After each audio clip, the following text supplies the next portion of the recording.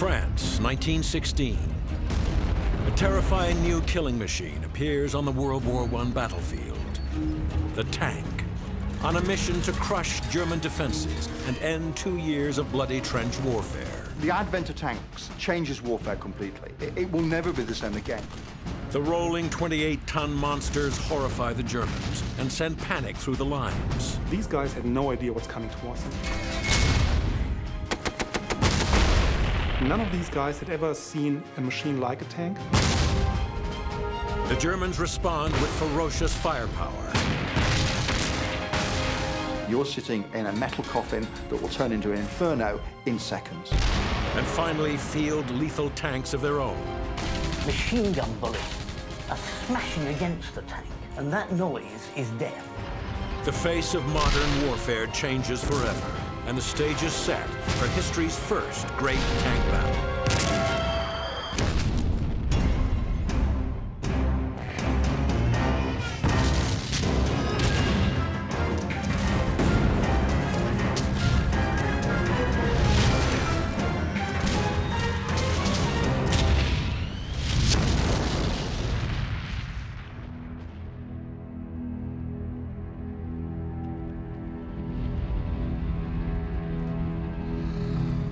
The tank, undisputed king of the battlefield. Through the 20th century, they have been key to modern mobile warfare, the deciding factor in many of history's greatest battles.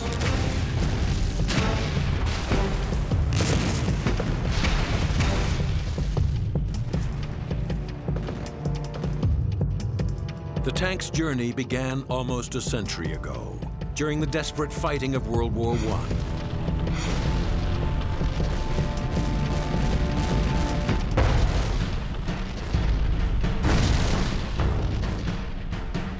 In 1916, the Great War is a stalemate. We've got trench warfare.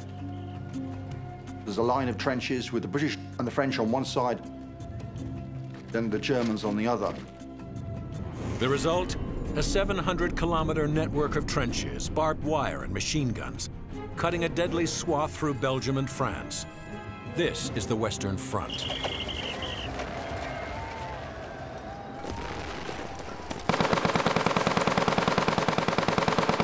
But the technology of 1916 is based on infantry, which are vulnerable to machine guns, and of course are always held up by trenches and by barbed wire.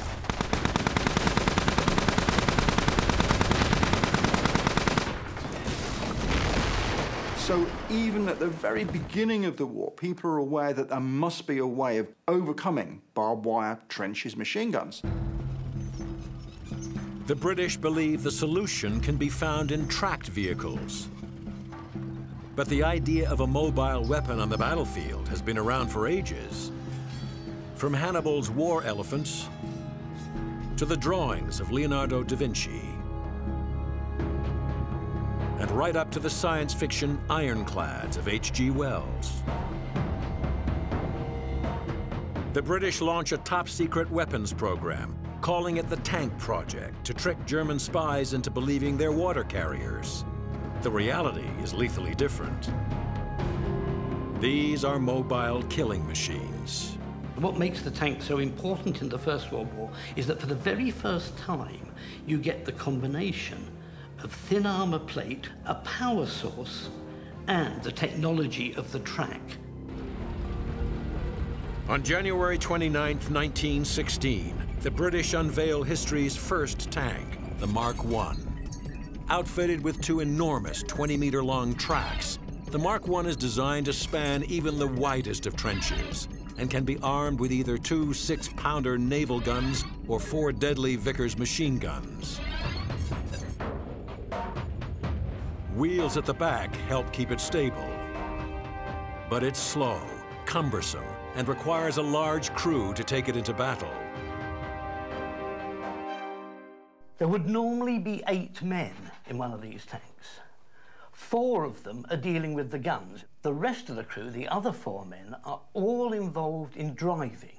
Now, this tank is virtually identical inside to the tanks that first went into action on the Somme in September 1916.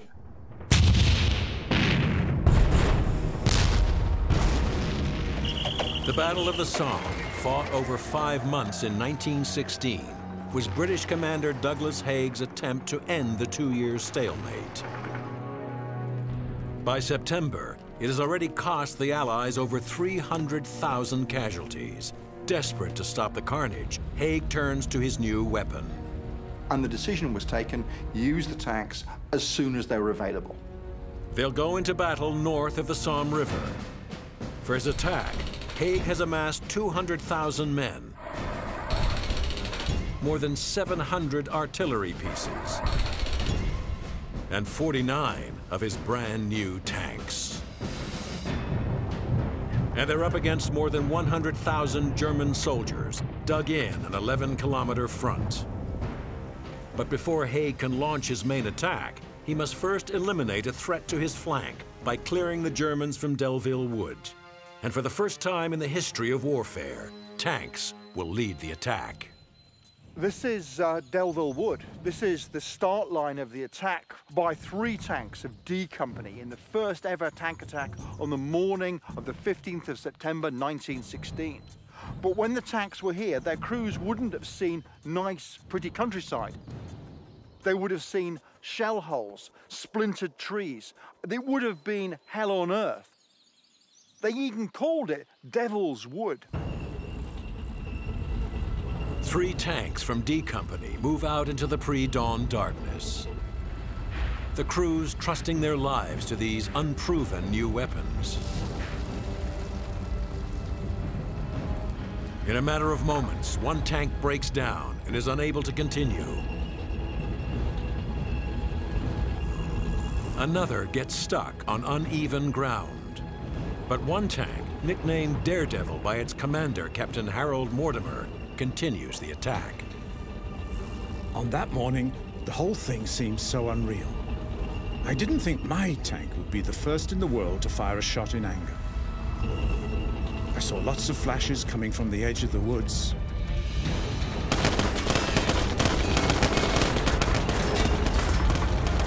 I gave the order to open fire with one of the 6-pounders.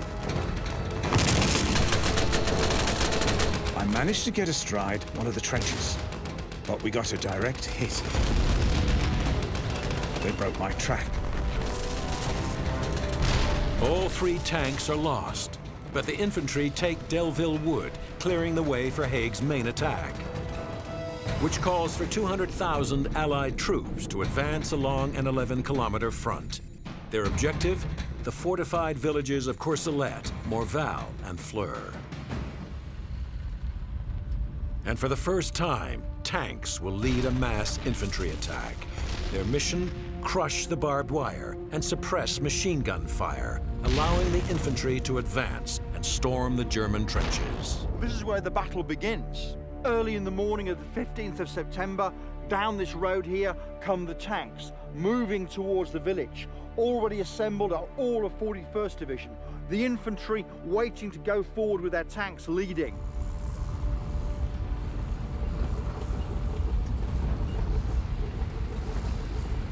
Essentially, everything is heading towards that village.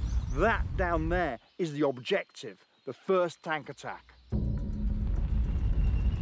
After a massive artillery barrage, the tanks crawl slowly towards German lines in small groups. Inside the tank now, things are really unpleasant. Not only do we have this tremendous amount of noise roaring off the engine, which is right in the middle, these exhaust stacks carrying the fumes out through the top of the tank will now be so hot you won't be able to touch them. In fact, they'll start glowing pink after a while in the dark, and you'll just feel the heat radiating off them onto your skin. Now we're getting closer to the firing line. The ground's getting rougher, the tank's slowing down. Lieutenant Basil Henrique's tank approaches no man's land, the point of no return. We got our first look at what looked like impossible ground. Hardly a yard was not a shell crater.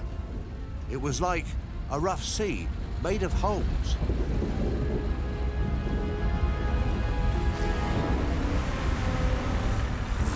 After 100 yards, George stopped with engine trouble. this time for good. The majority of the tanks actually break down. That they stall, that they run into mechanical problems, things simply break inside the tank, and they stop. Down one very steep incline, something happened to Archie's car. He reported that he was out of action and that I was to go on alone.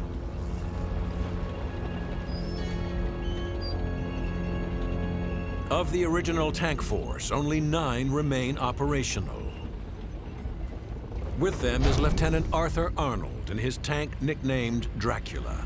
The going was now simply one succession of shell craters. It was thrilling the way the tank would go down into a crater, stick her tracks into the opposite wall, and then steadily climb out.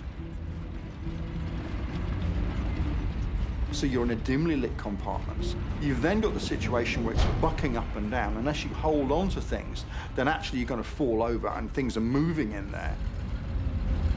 Gunner Alfred Reifer is in a D Company tank which crawls closer to the German trenches and spots serious trouble. A German observation balloon. It can quickly call in a deadly artillery attack and halt the advancing tanks and infantry. It must be destroyed immediately. Percy Bolt excitedly told me he was going to fire at a German observation balloon.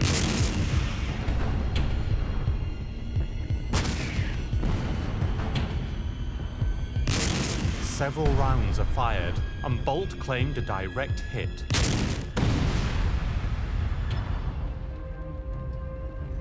A handful of tanks breach no man's land and bear down on the German front line, where hundreds of defenders are shocked to see the approaching metal monsters.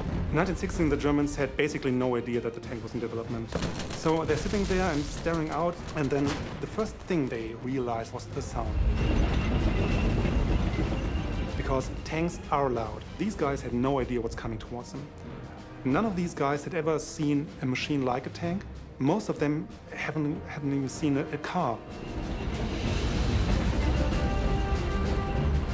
They started firing too, with machine guns and rifles. The world's first tanks are now almost on top of the German lines and are about to face their biggest battlefield test. By now, machine gun bullets are smashing against the tank. It's like being in a hailstorm in a tin box. And that noise is death.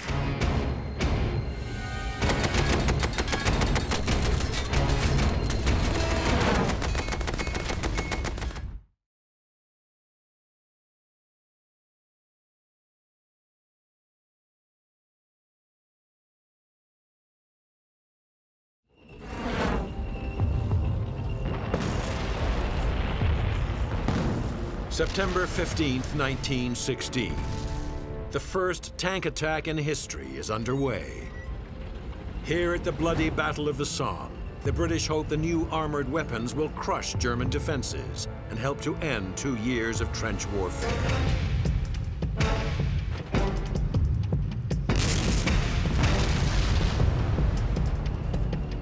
Mechanical problems and rough terrain stop most of the tanks in their tracks. But some make it across no man's land and grind slowly forward into German fire. By now, machine gun bullets are smashing against the tank. And that noise is death. As we approached, they let fire at us with might and main.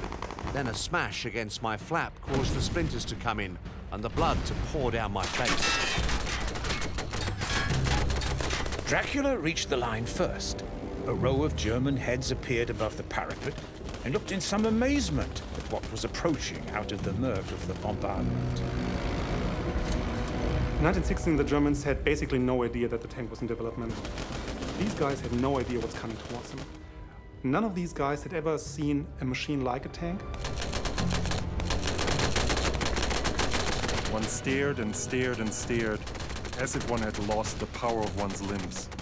The big monsters approached us slowly, but always advancing. Someone shouted, "The devil is coming!" They started firing too, with machine guns and rifles. Both didn't do any good. dam, this fire-spitting thing crosses over shell holes and is coming steadily and surely towards us. The fear of being overrolled. It's a very deep fear everybody has been squashed in the ground. So the German soldiers developed something, it's called in German Panzerangst, that's tank fear.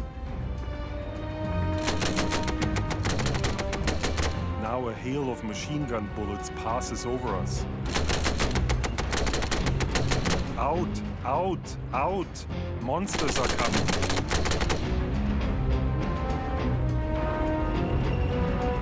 We were advancing. The tank was on top of the trench, and there we paused. Whilst the Vickers guns raked the enemy to port and starboard. Then on we went again. One of the remaining tanks approaches its final objective at the center of the German defensive line, the village of Fleur. We came into the village, which was a heap of rubble with a few skeletons of houses still standing. There was hell outside, all right.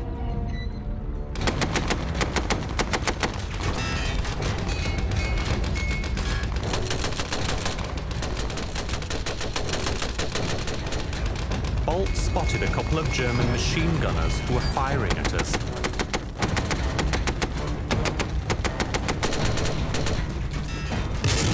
Four rounds from a 6-pounder put them out of action.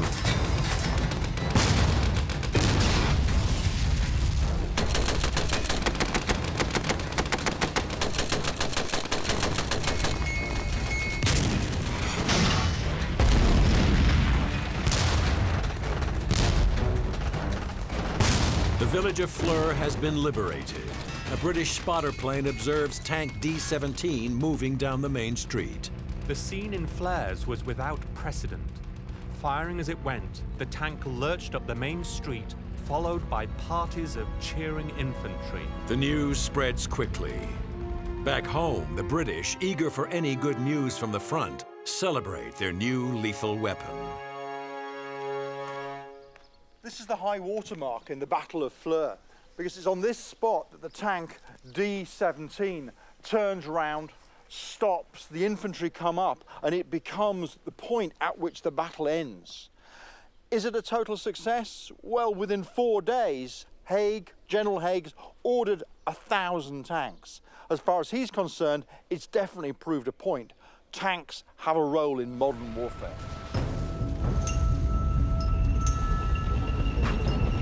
Seven months later, in April of 1917, Haig sends his lethal armored weapons into action near Arras. His plan: exploit what is considered the weak point in the German line, attacking the small village of MONCHY-LE-PREUX with a massive strike of artillery, infantry, and tanks. Dawn, April 11th, 1917. The attack is set to begin at 5 a.m., but it's snowing and bitterly cold.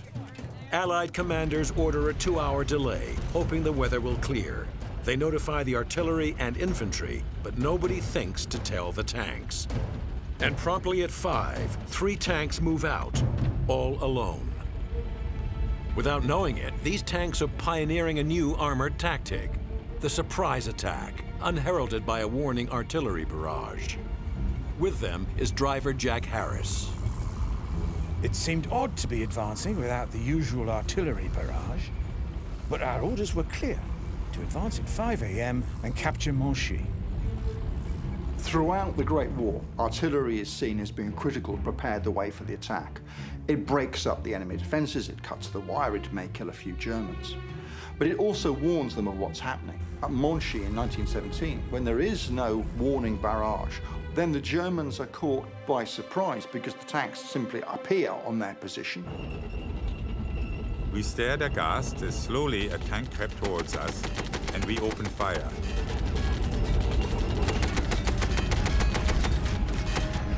We hoped a wide ditch at the side of the road would stop it. But it doesn't, and now the tanks have MONCHY-LE-PREUX at their mercy.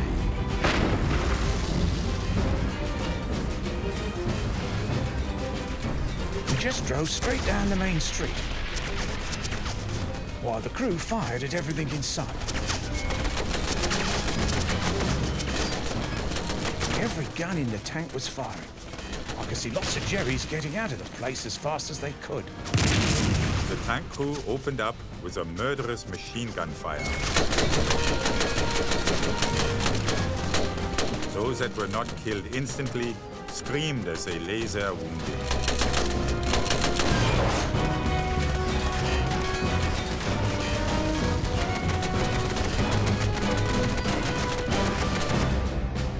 We got clear through to the other side of the village. And when we looked back, we saw that Jerry had tumbled to the fact that we didn't have any infantry with us. And I could see German soldiers popping up out of cellars and dugouts and reoccupying the positions we'd just cleared. The officer said, "Looks like we've got to capture it all over again." So we did. But this time, they will not have the element of surprise.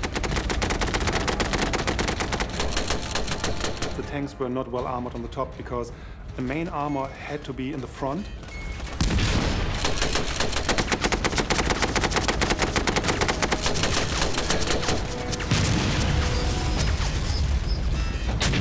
And if you throw grenades, which the Germans have in abundance, onto the roof, that may well rupture the fuel tank.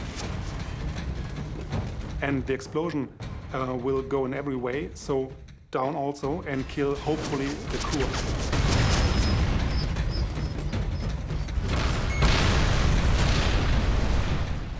You know that with the fuel tanks inside the vehicle in which you're sitting, then you're sitting in a metal coffin that will turn into an inferno in seconds. One tank takes a direct hit, and the remaining two keep moving, right into a wall of armor-piercing bullets. If you can imagine being inside an armored vehicle when you're hit by armor-piercing ammunition. So it'll zip around the tank, bouncing off things. And if it hits a person, you can work out what that'll do. If it bursts a fuel line or it hits ammunition, then it'll turn it into a funeral pyre in a few seconds.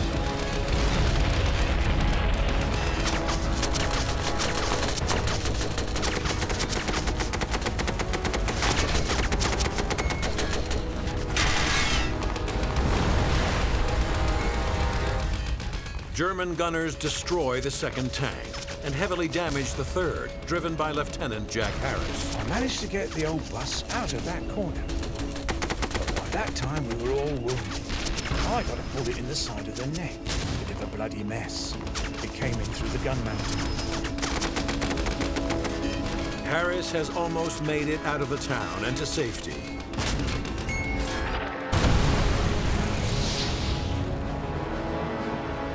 At 7 a.m., Allied artillery opens up on MONCHY-LE-PREUX, unaware that their own tanks are already in the town. And things get even worse for Harris and his crew, as a British shell destroys their tank. Only Jack Harris survives. The tank attacks on MONCHY-LE-PREUX fail, but succeed in teaching the tank commanders the value of tactical surprise. And it will be the element of surprise that the Allies will employ in their coming winter offensive. The Battle of Cambrai in November 1917 is a completely new way of using tanks. Now we're actually using them en masse, over 500 of them. The stage is now set for what will become the first massed armored attack in history.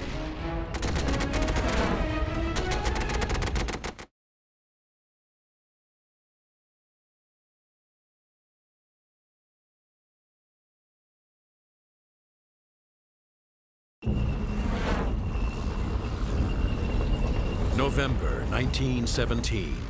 British tanks have been on the World War I battlefield in small numbers for more than a year, proving they have a role in modern warfare. Now, Allied commanders raise the stakes drastically. They send not dozens, but hundreds of tanks to the Western Front, all of them manned by history's first specially trained tank corps. The era of the massed tank attack is about to begin. The motto of the British Tank Corps is through the mud and the blood to the green fields beyond. And that was what had been looked for throughout the Great War, and that was what they hoped to achieve. With the new Tank Corps, the Allies hoped to punch holes through the Hindenburg Line and capture the strategically important city of Cambrai. The Germans have made this part of the line one of the most heavily fortified sectors on the Western Front. There are more than 250,000 troops, dozens of machine gun posts, a maze of barbed wire, and for the first time, specific countermeasures against the tanks. One of the great antidotes to the tank was the Hindenburg Line, with trenches, say, 16 feet wide. And that was done on purpose to defeat the tank's one great ability to cross trenches. Now we're actually using them en masse, over 500 of them. We're now using the Mark IV tanks, which are much, much better. The Mark IVs have thicker armor, making them less vulnerable to machine gun fire. November 20th, 200,000 troops and almost 500 tanks are poised for an all-out strike on the Hindenburg Line. And the first massed tank attack in history begins. Advancing with them is Major William Watson. To right of me and to left of me, in the dim light, were tanks. Tanks lined up in front of the wire, tanks swinging into position. There was one tank to every 30 yards of front. When the guns began, the tanks were moving over the crest of the hill. The enemy trenches were already enveloped in thick smoke. The German defenders are taken by surprise. All hell broke loose. I could see the trench lit up by a sea of flame caused by the incessant exploding shells. The sentry suddenly made an extraordinary remark. Herr Leutnant, something four-cornered is coming. Then we saw a whole chain of these steel monsters advancing towards our trenches. I clung onto the hope that the trench would be wide enough to present the tanks with an impassable obstacle.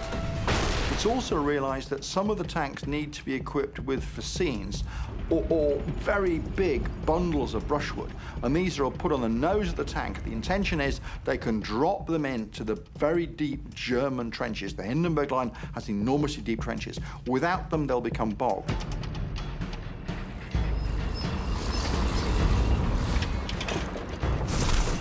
They had a system to go over trenches, while one tank was dropping wood in the trenches, covering the second tank was going over the trench, and that was like a murderous ballet rolling towards them. So the mass attack of the British tanks was very successful. The tanks made rapid progress, crossing the trench to our left and right, maintaining heavy fire against the trench. We were utterly defenseless in the face of these monsters. This was no longer a battle. This was a massacre. The Germans, facing the mass attack at Cambrai, were facing a new dimension of tank attacks, and they had no technical and psychological instruments to cope with it. They were completely overwhelmed on a military and a psychological base. It looks like an overwhelming victory, but the battle for Cambrai is far from over. And the Germans have prepared a lethal surprise for the steadily advancing Allies.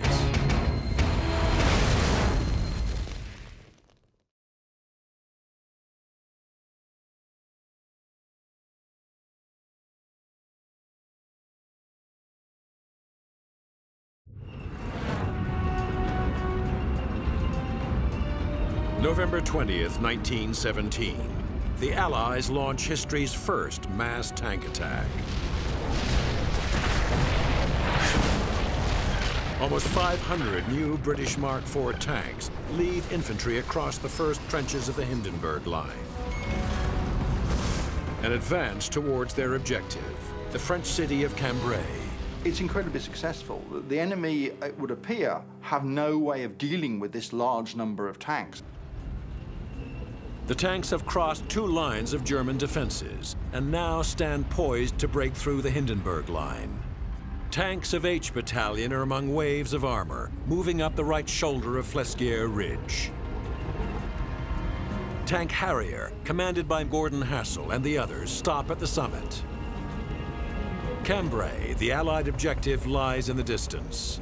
It seems too good to be true. I said to my driver, Sergeant Callahan, I don't like this somehow. I don't know why.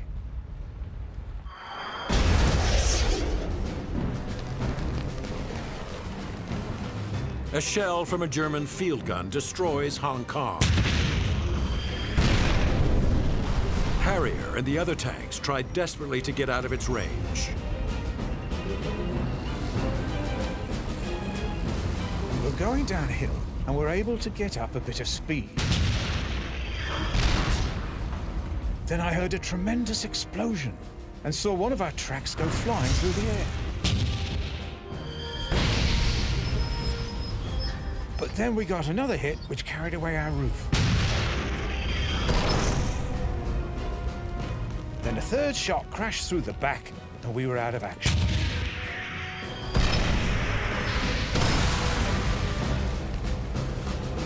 The gun that destroys Harrier also hits Huntsman and Harvester.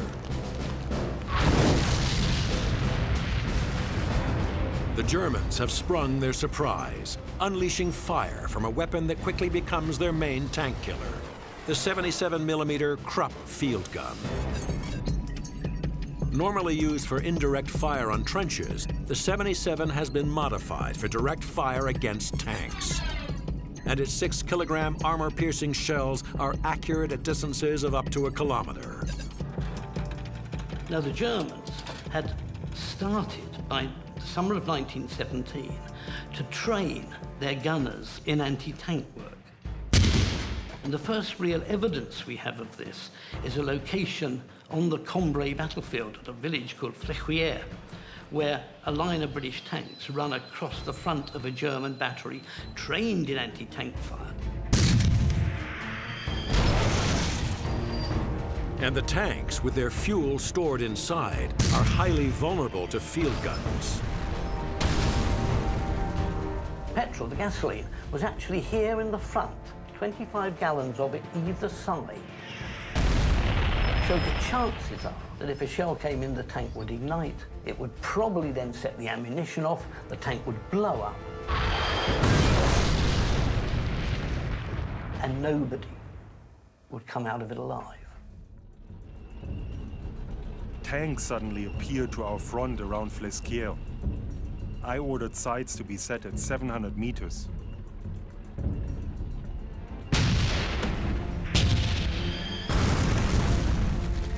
And with our third shot, we knocked out a tank.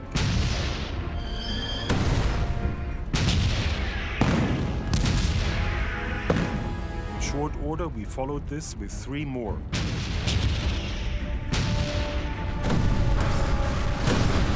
Then, with my 1 remaining gun, dealt with 4 more tanks.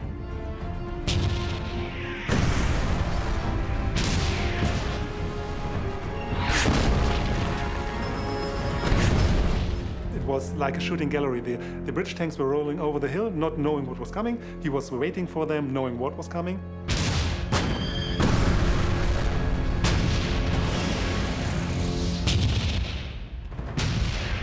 At close quarters, with direct fire, our courageous artillery destroyed all tanks within range. An impressive number of these expensive pieces of fighting equipment were strewn around the battlefield like so much scrap iron. In 2 days of fighting, the Allies lose 179 tanks, but take Flesquières, clearing the way to their main objective, Cambrai. It's really regarded as a tremendous success. This is a victory.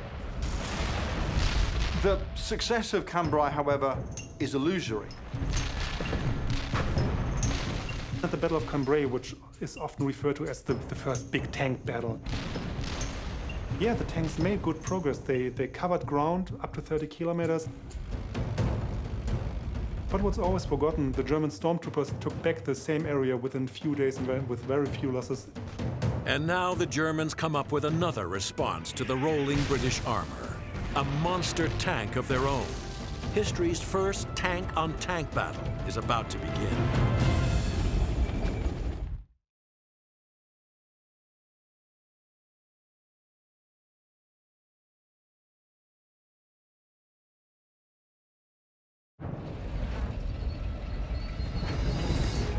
In World War I, a tank has become the Allies' best bet for crossing German trenches. By 1917, hundreds are in action on the Western Front.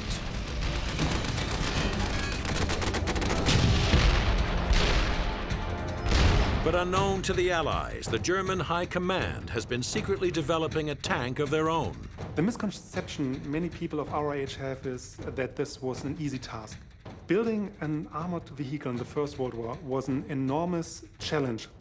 It's like nuclear technology nowadays. By March 1918, a year and a half after the debut of the British tank, the German Empire sends a 30-ton monster to the front. The A7V is powered by two 100-horsepower gasoline engines, protected by 15 millimeters of side armor, and armed with a 57mm main gun and 6 heavy machine guns.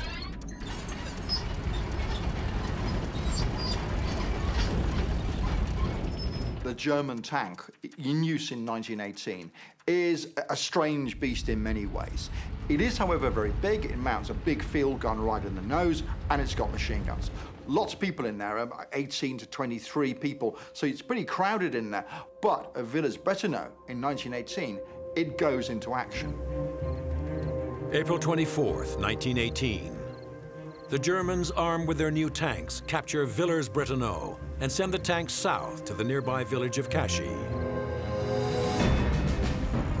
3 British tanks advance, unaware that they're about to make history, led by Lieutenant Frank Mitchell. The order came, proceed to Cashy, hold it at all costs. Suddenly, an infantryman shouted through our flap, "Look out, Jerry tank's about." I looked out. There, some 300 yards away, a round, squat-looking monster was advancing, and farther away to left and right hauled 2 more of these armed tortoises. A great thrill ran through us all. So we had met our rivals at last. For the first time in history, tank was encountering tank. The most interesting thing about this fight is both sides didn't have the slightest idea how to fight a tank-to-tank battle. Both sides were astonished at the sight of the other, and both sides were improvising. And after a second of astonishment on both sides, the British fired the first shot in the first tank battle of history. We kept on a zigzag course. The right gunner made a sighting shot.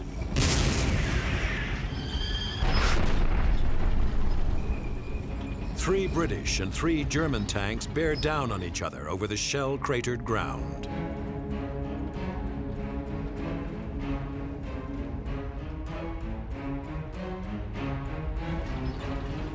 The lead German tank opens fire with its main gun.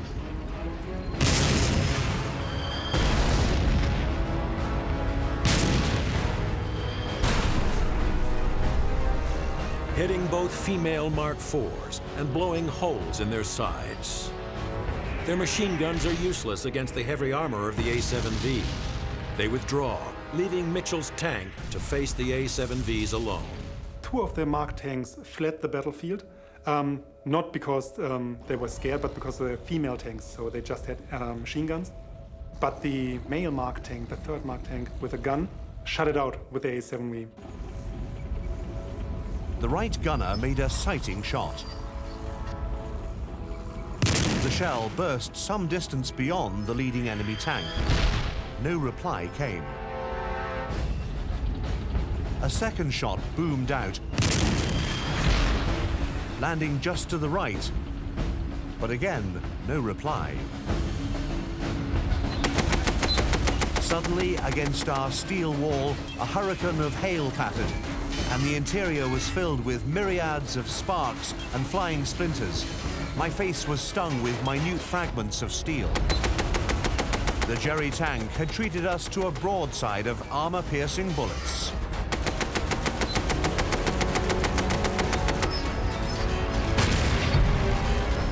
The ground was heavily scarred with shell holes. We kept going up and down like a ship in a heavy sea, making accurate shooting difficult. Another raking broadside of armor-piercing bullets gave us our first casualty, the Lewis gunner, after piercing the side of the tank. We turned.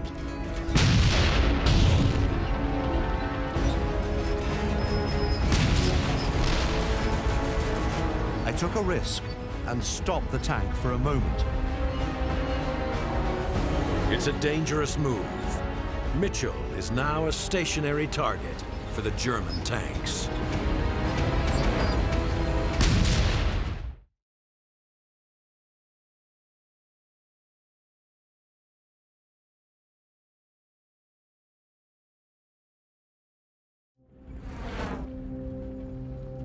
April 1918.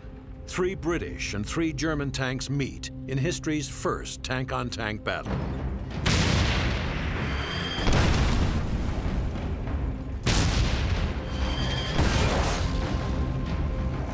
After his 2 companions are forced to retreat, British commander Frank Mitchell stops his Mark IV to give the gunner a better shot at the German A7V.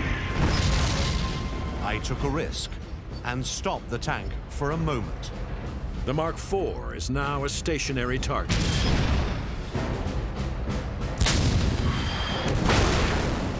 The pause was justified.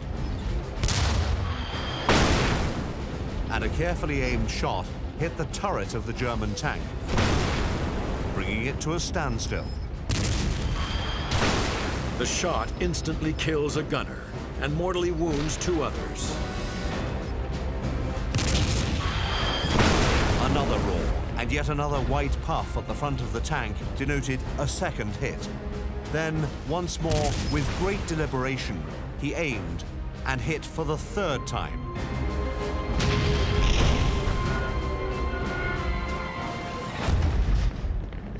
We had knocked the monster out. The 2 remaining A7Vs creep forward. If they both pour concentrated fire on the British tank, it will be obliterated, along with Mitchell and his crew. Now I thought we shall not last very long. We sprinkled one of them with a few sighting shells, when to my intense joy and amazement, I saw it go slowly backwards. Its companion did likewise, and in a few minutes they both had disappeared from sight, leaving our tank the sole possessor of the field.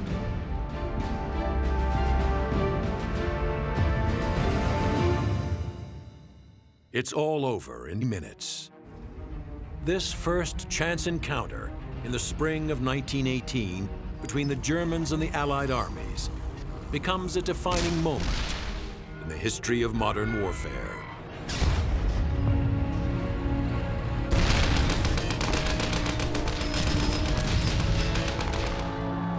Seven months later, the Great War finally ends. Although tanks can't be said to win the war, the fact that they're available is very, very important for the Allies. They're part of that mix which allows ultimate victory to be achieved. The advent of tanks changes warfare completely. It will never be the same again. Once you've let this out of the box, you can't put it back again. The motto of the British Tank Corps is through the mud and the blood to the green fields beyond. And that was what had been looked for throughout the Great War. And that was what they hoped to achieve.